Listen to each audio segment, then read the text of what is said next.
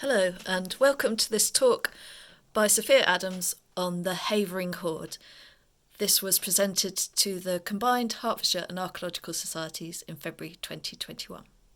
The title today is, Bronze Age Find, Baffling Experts or Bolstering Opinions. So this arose from a lot of the press that came out when this hoard was finally released to the public in 2019. So this was a hoard that was excavated by archaeologists in 2018, led by Archaeological Solutions. And the press releases were very, very excited about saying how confused anybody who studies hoards or ancient metalwork or archaeology was baffled, confused. Apparently it was quite popular that year for us to be confused about archaeology. This year, apparently we're more surprised and shocked.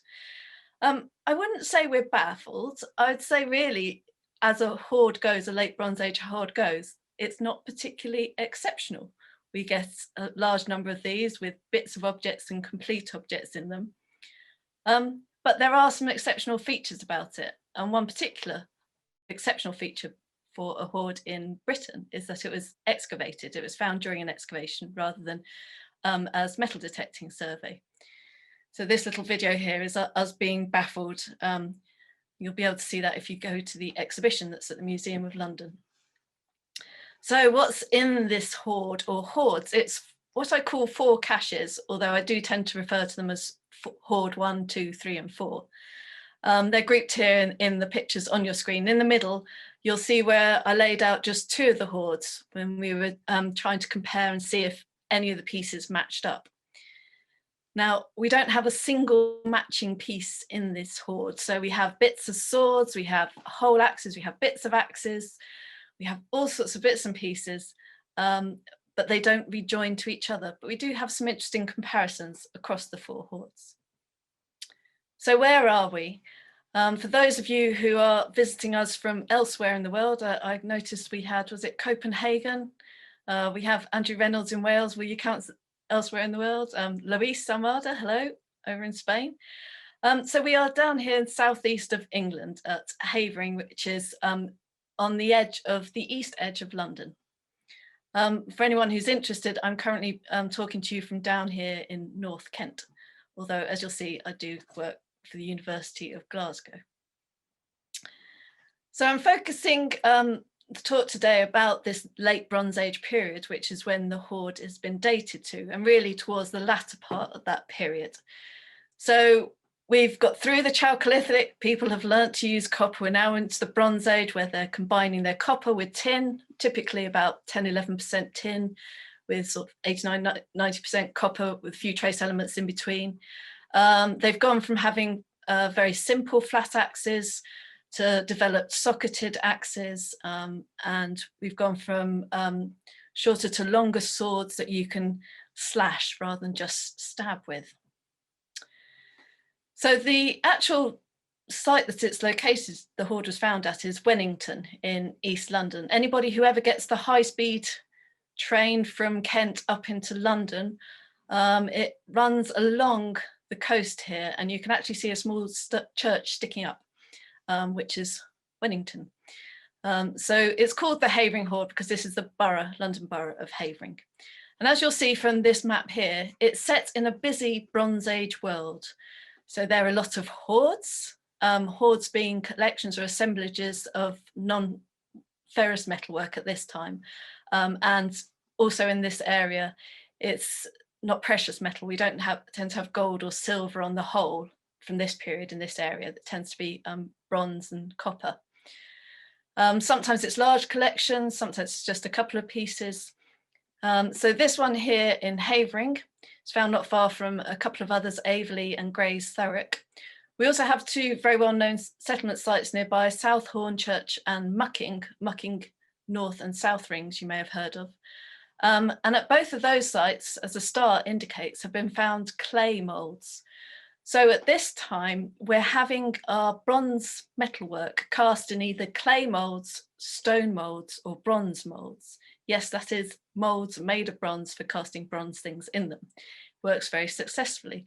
I noticed James Dilly is listening in today, and he's been having some great success trying this out, making the bronze moulds and casting in bronze. So what you will notice on this map, though, is we don't have any stone molds. So stone molds don't seem to reach quite this far east during the late Bronze Age. They tend to be more Western Britain. The closest we have is on the Surrey-London border. We have settlements nearby. Now, this is a vague distribution of settlements. It's not something I've interrogated wholly, but Ed Caswell has kindly given me some of his data to look at to see the location of settlements in relation to the Bronze Age activity here. And we also have bronze molds in the hoards, you'll see, and occasionally bronze molds not in a hoard. But most typically, if you find a bronze mold, it's in a hoard. If you find a clay mold, it isn't in a hoard. The metal and the clay parts of metalworking are kept separate at this time. So the Havering hoard was discovered in 2018. I first heard about it via WhatsApp. I had a text message from the curator in charge of this area of London, who said, "Oh, do you know anything about these objects, Sophie?" And straight away I got rather excited. "Oh, it's one of those axes. Oh, it's one of those objects." And I was very fortunate that Neil Wilkin at the British Museum suggested that to Archaeological Solutions, that I do the report for these artifacts. Now, this was a treasure case. For anyone not familiar with the treasure law in England, which is different to Scotland, it applies to England, Wales. It's any prehistoric item where you have two or more items found together is classed as treasure, and it has to go through a process with the coroner where it's assessed to confirm whether it's treasure, and the value of it is designated. So first, we had to put a report together to show what we had, which involved a lot of weighing, measuring, recording, photography. I'm very grateful to my nieces who helped me out with a little conveyor belt system of getting this done. Otherwise, I'd probably still be here today, weighing and measuring it all. Now, these 4 hoards were found in a ditch. So this site was being excavated. It's one of these typical kind of large quarry sites you get over near the Rainham in Essex and over here in Havering, so they're quite close to each other. This around here, this raised, what looks like a raised bit, is actually the ditch around an area of occupation. We have the vestiges of a roundhouse within it. We have 4 post holes here, and quite interestingly, next to those 4 post holes on the western side of the enclosure in the ditch were found the hoards. So this is directly opposite the entrance to the site, to the enclosure. The first hoard was, I could probably say, a surprise. And as you can see here, the excavation team had to work on through the day, well into the evening, to get this first hoard recorded. It was discovered as they were cutting back the section on the ditch. So as you excavate, As you excavate a ditch on these developer-funded sites, you tend to take slots out along the ditch to check what's in it. And this slot was originally not going to be excavated, except that this metal started to appear in the section. So as they're cutting back this section, the first hoard appeared, then another one, then another one. So we are very fortunate. The first hoard was excavated on site, and notice this tiny item in here. I'll come back to this later. That's a bag-shaped shape. So that was excavated on site, but the subsequent hoards were block lifted and excavated very carefully in the laboratory by Pieta Greaves of Drake-on Heritage. So you'll see a video here putting together. She took an image of every time she cleaned an object, moved an object. So you can see working down through the hoard. What you might notice is there doesn't really seem to be an order to the items in these hoards. And this is something that Pieta was very careful to record so that if there were patterns to the deposition, we would find them. But so far, it seems to be relatively random. Some of you may also notice that there's little bits of straw appearing. And if I play that again, you'll see that they come up towards the middle section of the hoard here. And it seems to be that the hoards were packed with some kind of straw or plant fibre. Not all the way through, but in certain parts of it, it's surviving, particularly where you have objects pressed really closely together. What we don't have is any evidence for a bag or something around, some kind of organic carrier around each hoard, nor do we have any pottery vessel that they're within, and yet each one is a discrete group. So if you look at the excavation plans here, this is the picture of the ditch section being cut back. Eventually they excavated the entire ditch. Here's hoard 1, the first hoard that was discovered. So here we are in the western section of the ditch. Then hoard 2, hoard 3, and hoard 4 was actually cut into the edge, just at the edge of the ditch itself. Andy Peachy, who is the director of this excavation on the site of Archaeological Solutions, has put together this little diagram of how the feature may have looked when the hoards were buried.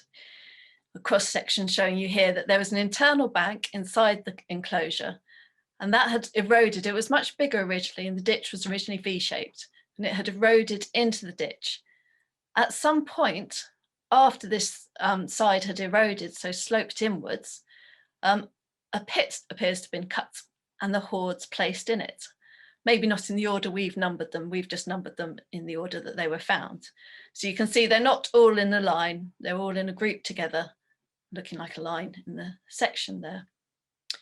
So 1 down at the base and 4 right up at the edge. So you'll notice here that 4 is a much smaller group of objects than 1, 2, and 3.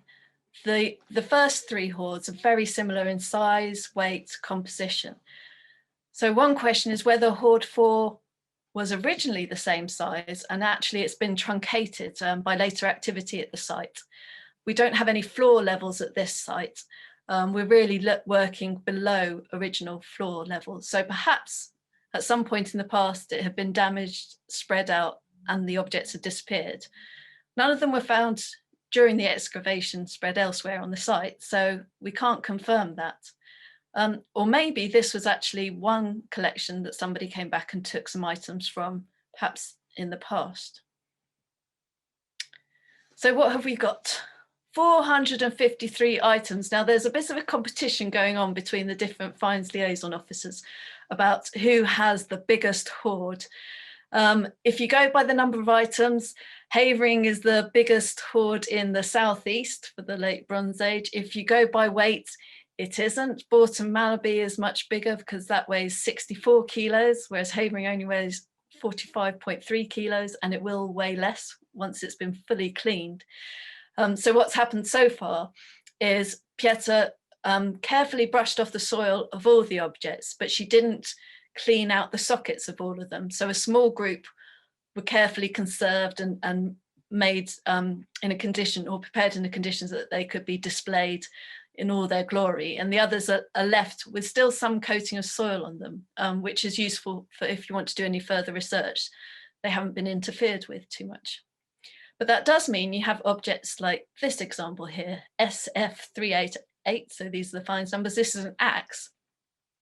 It's one of these very dainty looking type Meldrith or faceted axes. And it's stuffed with bits and pieces. And we only know this from the x-rays. You can't see those at the moment because the soil is filling up the socket. It looks like maybe it has a sword or spear tip in it and other pieces, but we don't know how many. So again, the overall count will go up, but the weight may go down. And if you want to compare across the hoards, you'll see hoard 1 is the largest by weight, hoard 2 is the largest by number of objects. Most of them are made up of incomplete fragments. So the yellow bars here represent the incomplete and fragments that are found in the hoards, or incomplete objects. And the blue is the complete objects. So we don't have that many that are complete. So I was saying it's occurring in this period when Bronze Age hoarding, or when hoarding is a pretty popular activity, it would seem. And just a quick download of data here from the Portable Antiquities Scheme from 2019 gives you some idea of the distribution of late Bronze Age hoards found generally through metal detecting activity. And we do have an eastern bias. This is followed up with other finds of hoards, some antiquarian finds, a few excavated finds. Now, if we look here, this map on the right shows you hoards from Kent. So I've been doing a bit further research on hoards in Kent based around the big find from Bourton Mallaby. And there we have about 75 or more late Bronze Age hoards. And then you can see, start to add in some of the Essex and East London finds here. And we've got this close proximity of hoarding going on all up the Thames estuary. Now we have two main phases. I'm not going to go into the full details of Bronze Age typology. It can get pretty complex and I may lose the interest for some of our audience. But we have two main phases. We have Wilburton and Ewart Park. So the Wilburton is the earlier part of the late Bronze Age and the Ewart Park is the later part. And the majority of our hoards are from this Ewart Park phase.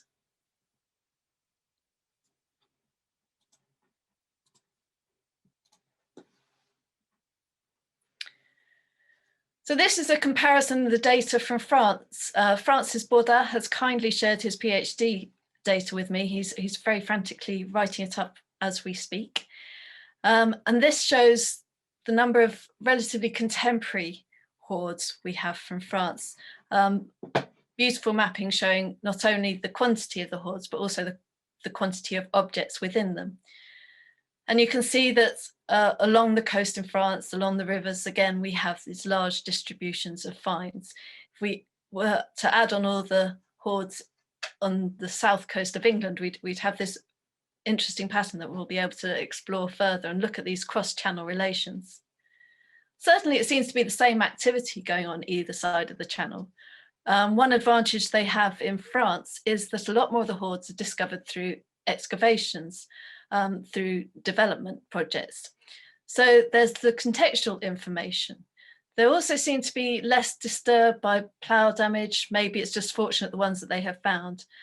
But it means that you have more hoards where you have several found together. So for us, the Havering, us being those of us in the southeast of England, the Havering hoard is quite odd that we have 4 hoards together. Show this in France, it's not so much of a surprise.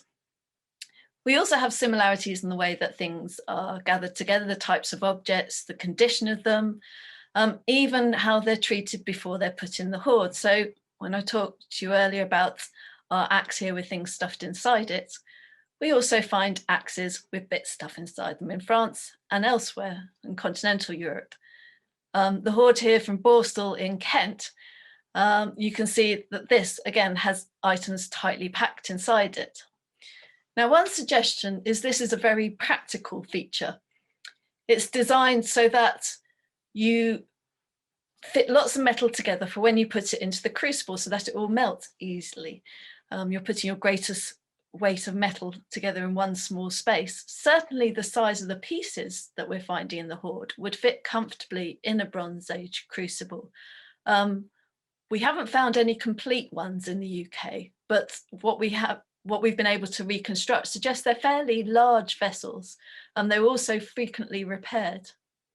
So there is a possible practical reason here, but also it's quite a lot of effort, and some things are really forced in and crammed in there carefully that it doesn't give the appearance as suggested by, for example, Oliver Dietrich, that these are miniature hoards within the hoards themselves.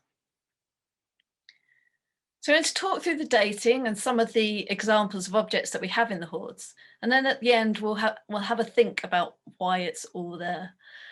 The big why question, one of the hardest in archaeology, certainly in prehistory. So it's been dated very loosely at the moment to about 900 to 800 BC. Now I say loosely because I think we have some challenges with dating the Bronze Age, particularly with hoards, because we so rarely have other material with them that we can date. So we're relying on the style of the objects and combinations of these styles of objects and where else they're found to date them. We don't have much that we can radiocarbon date, but I am hopeful that maybe some of the straw from this Havering hoards we could date. There's some debate as to whether it's actually got enough plant fibre left in it or whether it's just completely become silicate. But fingers crossed. we'll be able to radiocarbon date that. And that would at least give us a date of when those things have gone into the ground potentially, although it won't necessarily tell us when each one was made. So we look at things like the swords. All the swords in the hoard are in pieces. In England, in Wales, we don't find any complete swords, as in buried whole. We do in hoards, we do occasionally find whole swords broken up and the whole lot buried together, for example in the Watford hoard, but not here. So we have swords that are of Ewart Park type, which is this nice simple design here. So Neil Burridge, who is a fantastic metal worker based in Cornwall, he casts beautiful swords. Have a look on YouTube. There's some great photos and videos of people using his swords against kind of crash test dummies and so on. But here he's actually admiring a genuine Bronze Age sword found recently in Uttoxeter, which is also conserved by Pieter Greaves of Dracon Heritage. And these are very simple type. They've got a beautiful sort of leaf-shaped blade. So we have parts of those in the hoard. Some examples of pieces here on the right of the screen. But we also have bits of what are called carp's tongue swords based on the shape of the narrow pointed end of the sword. It's one of those slight misnomers because there's some, I don't think carps have tongues. I don't know enough about fish, but I certainly don't think anyone really knows whether their tongues are shaped this shape if they do have them, but it's a name that's stuck. And the defining features of this are the deep ricasso notches and this very obvious ridge down the middle of the blade, which you aren't getting on your Ewart Park. So some of you who are very keen-eyed might be able to pick these details out on some of these sword pieces on the left-hand side. We also have one rather magnificent item, as you may have noticed earlier, from Hoard 1. Down the bottom here, this is a bag-shaped chape. So our Wilburton chapes, the bit that goes at the bottom of the sheath of the sword, are very long, often called tongue-like chapes. They're very sort of long and sharp-edged. And as we go into this later period, we start getting our bag-shaped shapes, so rounded end, maybe a bit safer for carrying around. Some of our hoard pieces are exceptional, though. Our sword pieces. This sword from Hoard 4, fragment here, I think is rather beautiful, and it shows it had a rather fine blade, and you can see even the sharpened edges, that bevel down the sides of the blade there, and the rivets here for holding the organic component, the handle.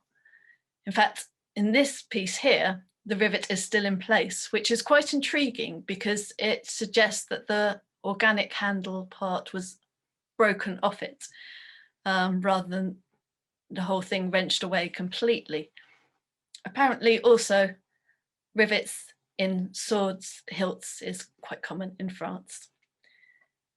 Occasionally you also find sword bits like this in France, in Normandy, and in Cadouet is one example, in Quimper, another example. Apologies for my pronunciation there. But these are beautifully decorated or designed swords where you have these ridges running down the blade.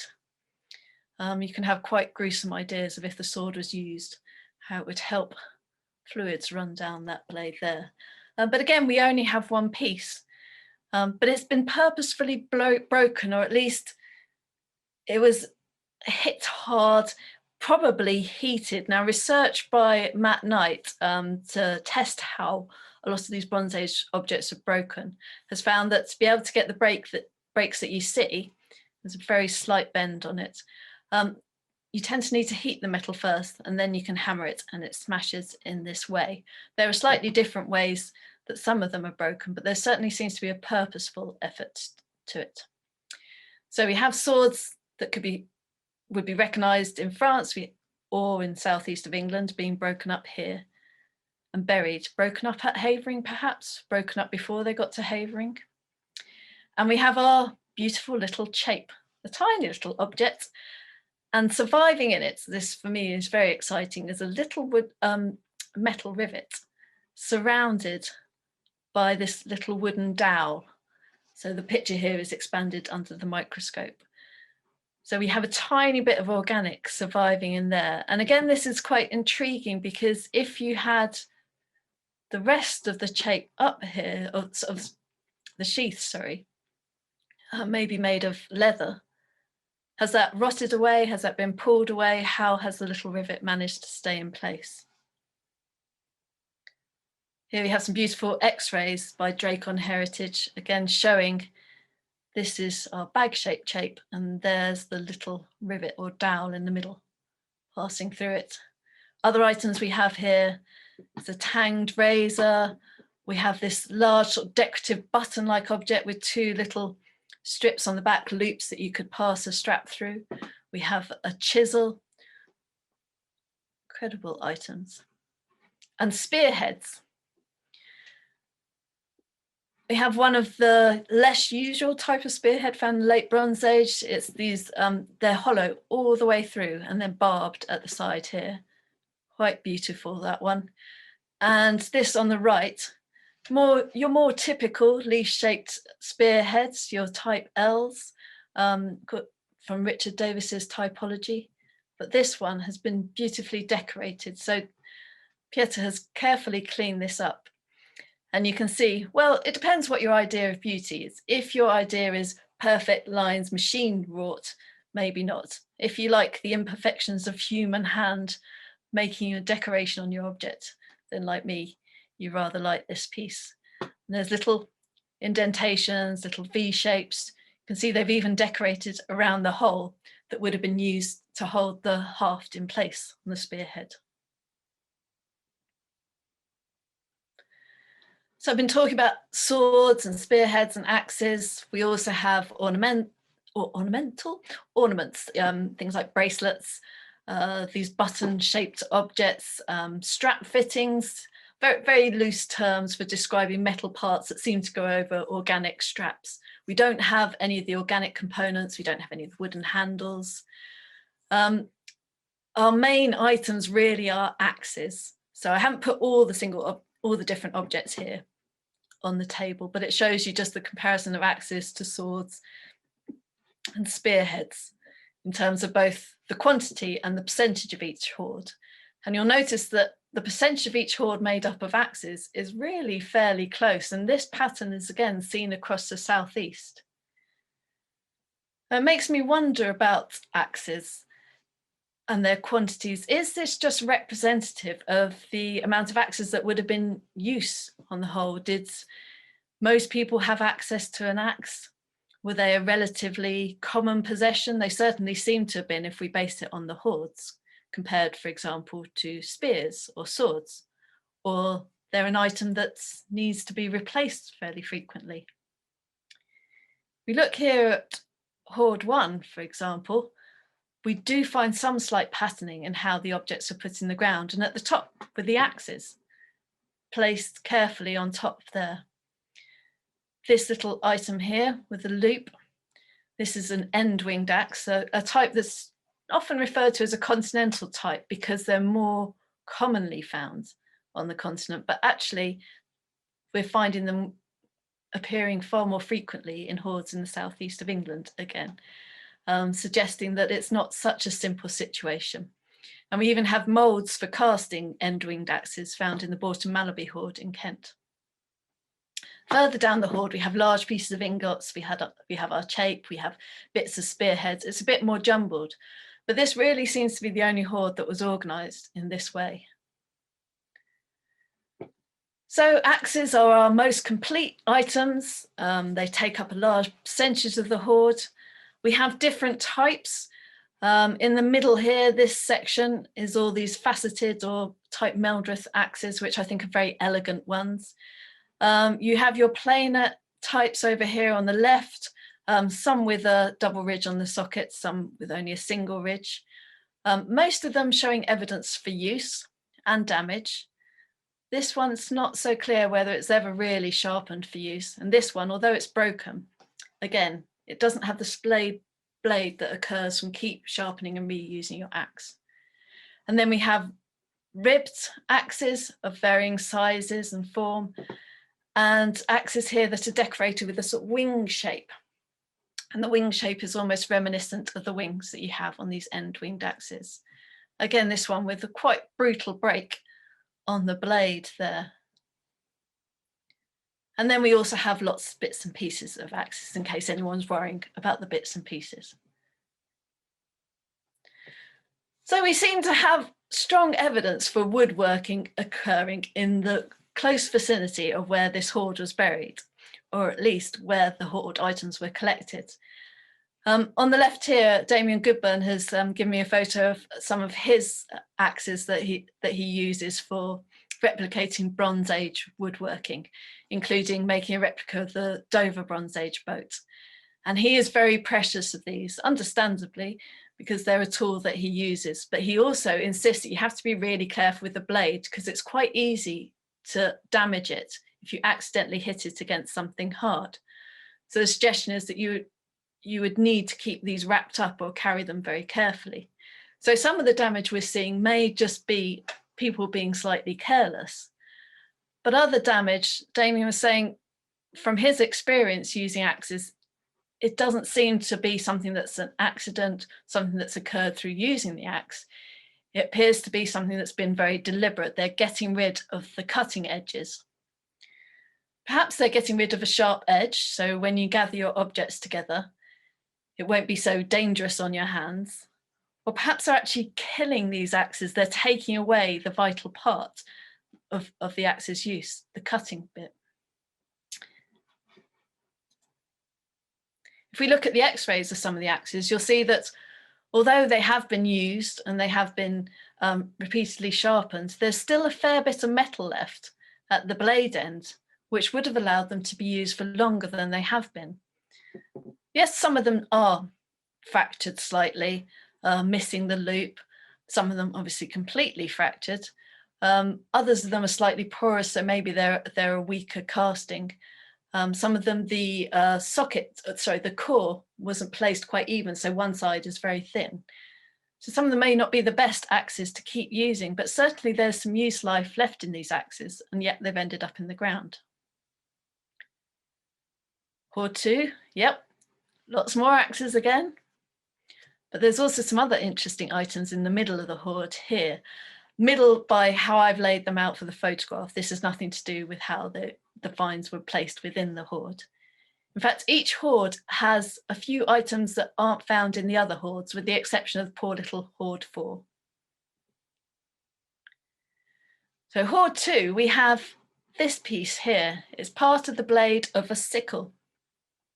Very similar to one found at Minnis Bay, or two found at Minnis Bay, part of the Beck hoard, named after the boy who discovered it, but tragically died not long after.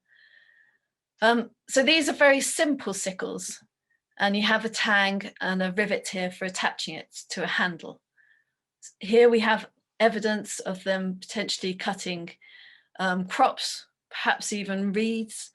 This is a site that's located really close to the river. When it was occupied, you would have had this very damp, sort of marshy ground almost to the west of the site. So the back of the enclosure, with its 4 post holes and its hoards, is really close to a very damp environment. This is a damp environment that seems to be favoured for a lot of Bronze Age deposition, what Joe Brooke would call your liminal places, where there seems to be a need to put something in the ground, perhaps to protect yourselves, perhaps to be very grateful for the environments, the different resources that you get from these environments, or perhaps something far more mundane. I mentioned the packing. Again here, so you can see it close up, we've got this beautiful bit preserved, a little bit of plant fibres here.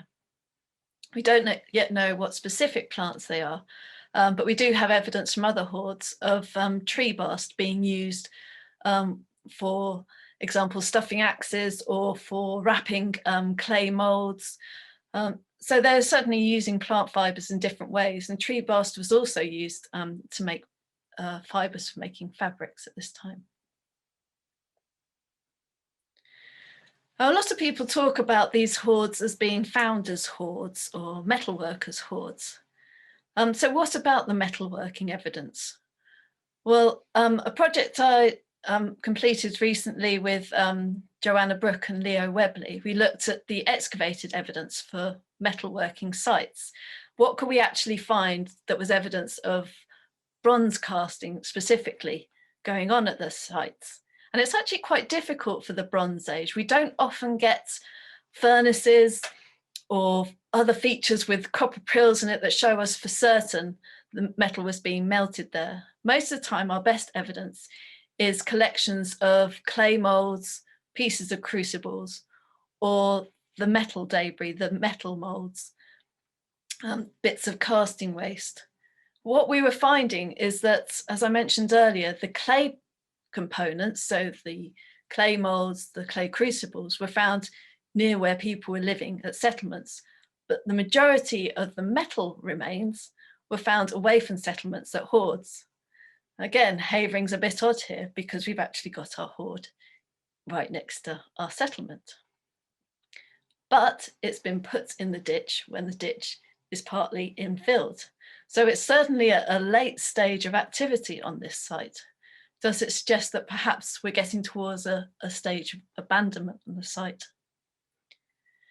In terms of other metalworking evidence, we have within our hoards pieces of ingots and casting waste. So these are copper ingots. We haven't yet been able to do any metallurgical analysis, so we don't know the source of the copper, but we can say for certain it's not the southeast of England. There isn't a local copper source. So this is metal that would have had to travel some distance or be brought some distance to reach the site in Havering. We don't have any raw tin found in any of these hoards. So that was an even more precious item, again, primarily coming from Cornwall at this time. So we got some of the raw material going in the ground, not used. We also have what we call casting waste, which are the bits left over from casting metal object that you chop off. So up here in the X-ray, we have a sprue or casting gate. So that's where you have the funnel for your metal to pour into your mold. And then it fills up with the molten metal, which solidifies. When you remove, say, your axe from the mold, you need to chop these pieces off. And those pieces are often ending up in the hoards, but they could have been remelted. Rarely do we find whole ingots. This is a rare example, again, from, I'm afraid, Bourton Malaby hoard, where we have 7 whole ingots. But you still have lots of large pieces here. We have examples X-rayed. So we've got a lot of metal going in the ground. We've got waste from metalworking. So we know that part of this hoard at least has come from the process of making metal objects. We also have tools. Now we've got this one rather exceptional item here, which I've rather enjoyed looking at. I found one local example very similar from the Isle of Harty hoard in Kent, well actually 2. And there's now recently been discovered one example in Scotland. So it's a double-ended object. One end has been broken off. I wasn't sure about this at first, but actually the tapered shape of it and the finish of that end shows that it has been broken. And it has a beautifully rounded but pointed end here. You can see the casting seam along the edge where they've cast that in a mould, a 2-piece mould. Now, what's it used for? Well, it's used in a drawing on one of the items that you can purchase from the exhibition on one of the its notebooks. I was asked if that was is it an atlatl or something, one of the Star Wars objects, but no, it's this item here. Now, James Dilly has had a go at making one, and he's found it's very useful for taking the clay core out of the mold, your cast socketed object. It certainly works well for that, and that is a possibility which I won't rule out. But I feel it's over-engineered for that task. And the end, I should perhaps have included another photo here zoomed in on the end, but the end has been so finely shaped and it's not heavily worn or damaged as you might expect, perhaps from repeated removing of these very hard cores. So I suspect it might be used in terms of decorating either your metal objects, perhaps like our spearhead we had earlier, or even wooden items. You could have twisted it into the item, or where you've broken one end, you could actually hammer the object. But just go back here again, what we don't have in this hoard, which we do have in the Isle of Harty hoard, are these bronze moulds. So these are examples of moulds from casting gouges and axes. The Isle of Harty hoard is particularly unusual in that some of the axes fit back in the moulds. Some of them have been used and some of them haven't.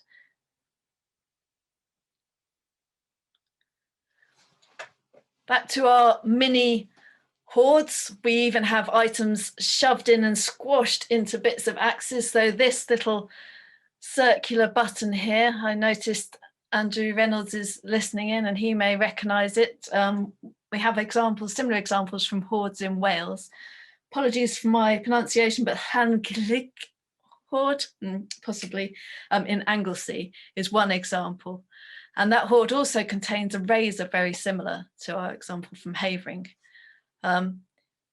Pieter's cleaned this up here and you can't see from this view, but there's a little loop on the back. So I call it a button that you could have tied it, attached it onto an item of clothing, but I don't know whether it's literally used as a button. It may have been more a decorative feature.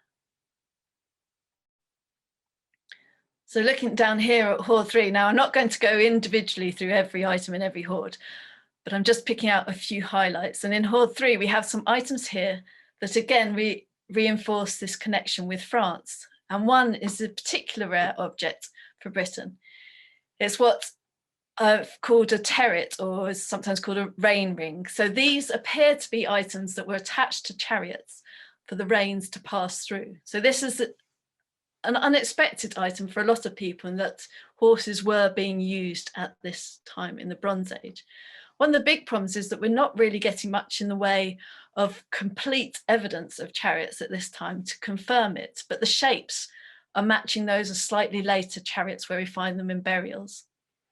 Now this example we haven't found in any other hoards in the UK, but there is a matching one in hoard 2. So this one's from hoard 3, it's a matching one in hoard 2, but it's not in complete condition, there's only half of the chariot. And Pieter here has carefully put it back together. It has a lead core, which has made the metal kind of explode in the ground as the lead has corroded. Again, examples in France. One is from Normandy, La Chapelle. It's a more oval shaped one. And then there's a more squat round one from the Wenar hoard, which is famous for again containing a lot of these carp's tongue swords. We have this beautiful piece of bracelet. It seems to be made from sheet rather than cast. And this is a type that's more familiar again in France and Germany. We don't have the rest of it. And we have bits of a few bracelets in this hoard and we don't have the rest of them. Again, you wonder why the bracelet is being broken, why it's being put in the ground. Occasionally you get bracelets in these hoards that are definite casting flaws. They've definitely gone wrong when making it. So it's perhaps obvious why that's been put in the hoard. But why have these ones? Is there some desire to take away this item of display? Certainly people were caring about what they looked like at this time. This is an item that caused a lot of excitement in the newspapers, which is a razor. It wasn't something that had occurred to me, but a lot of the journalists who came to see the opening of the exhibition, or at least in the way that they're allowed to see it around COVID restrictions, were very excited to discover that people were shaving in the Bronze Age. So not in the condition that this is in. It was a much smoother shape when it was in use. So it's been a bit of a whirlwind tour through all the objects in the hoard. There's a lot more we could say about each individual item. We have evidence for items being polished and used, but let's just take a moment to think about why it's all in the ground. So we have complete reusable items, some of them perhaps at the end of their use life, others still with some life in them. So we have things being purposefully taken out of circulation. We have things that have been damaged, again, on purpose. And we have the raw material that we could use for recasting. So there's a lot of material here, a lot of metal that's almost being wasted by putting it in the ground. But is it waste to take it out of circulation? David Fontaine has done a lot of research recently about the possibilities of the economy of the Bronze Age, requiring you to occasionally take things out of circulation so that perhaps you retain the value of the items, perhaps you retain their importance. It could be storage, it could be a metal store, but why hasn't anyone gone back for it? Why didn't they go back for the other 75 hoards to the south in Kent? It could be a way of controlling people by gathering these items together. I wonder if there's an element of the personal and the community in here. A lot of these items are personal, single-use items. Somebody's axe, somebody's sword, somebody's bracelets, they're items that belong to a person. By bringing them together, you're representing the community. Perhaps I'm being hopeful in these times of self-isolation and thinking too much about the desire to get together with other people. But I do wonder about that moment of digging those holes into that ditch, gathering all this metal together, putting it in the ground. Was there some kind of feast? Was there a great hullabaloo? Was there all excitement and noise, or was it something very secretive? I'll leave those thoughts with you. If you want to check out the mystery for yourself and visit the hoard in person, it's on display at the Museum of London Docklands. The exhibition has now been extended until the 21st of August this year, 2021. So once the lockdown restrictions are ended, there should be an opportunity for a number of you to get to see this exhibition. It's well worth a visit. And can I also extend my thanks to all those who supported this research and who I've worked with on the project, in particular Andy Peachy at Archaeological Solutions, Kate Sumnall at the Museum of London, who's the curator of the exhibition, and Brendan O'Connor, who has a mine of Bronze Age information and has always been very generous with helping me out with my research.